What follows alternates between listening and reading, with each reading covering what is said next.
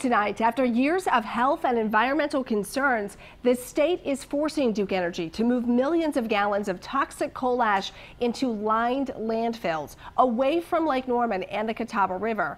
The state says it's the only option to protect people's health. But this is a massive undertaking that Duke Energy says will take decades and cost billions of dollars. So we're asking where the ash might go, how they're going to move it, and if Duke will just charge you more to pay for it. And we start with Channel 9's Tina Terry. And Tina, you have been covering concerns about coal ash for 5 years now. This decision came really as a surprise to a lot of people.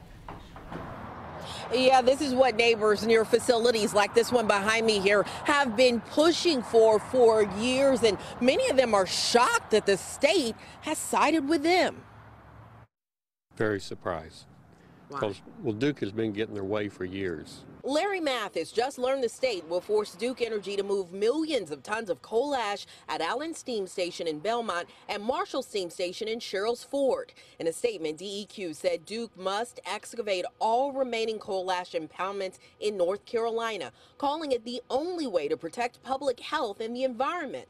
We fought hard at the meetings and spoke up many times about the issue of the coal ash. Since the Dan River spill in 2014, DEQ has been studying what should be done with coal ash, a byproduct of coal-fired power plants that critics say contains dangerous contaminants. Arsenic, selenium, boron. This report published by DEQ today says both soil and groundwater have been impacted by coal ash handling activities at both Allen and Marshall. The groundwater is already polluted.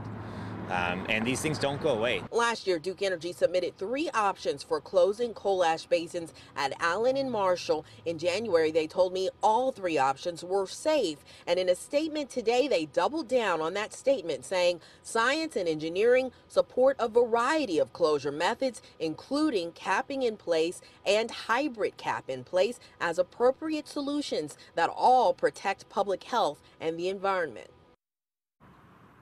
Yeah, Duke Energy did not want to talk on camera today, but it said all along that this option, full excavation, is the most expensive and most time-consuming. In that statement today, they said this could cost up to $10.6 billion. Allison. So, Tina, this decision means the coal ash will be moved, and you learned a little bit today about where it might go.